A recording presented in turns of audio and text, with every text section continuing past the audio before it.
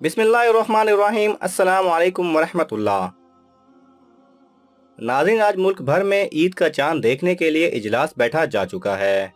वजारत science ने तो पहले ही ऐलान कर दिया था कि ईद उल फितर बरोज़ जुमअतुल मुबारक को होगी, जबकि सऊदी अरब में भी 30 रोज़े मुकम्मल होने के बाद कल ईद उल फितर मनाई जाएगी।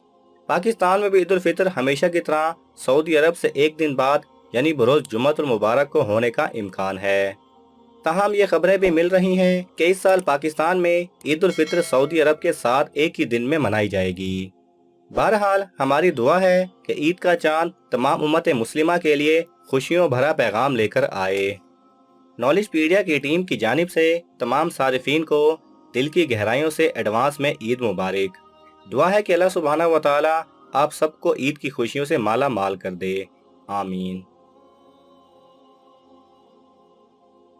अगर आपको ये वीडियो पसंद आए तो इसे लाइक और शेयर कीजिए।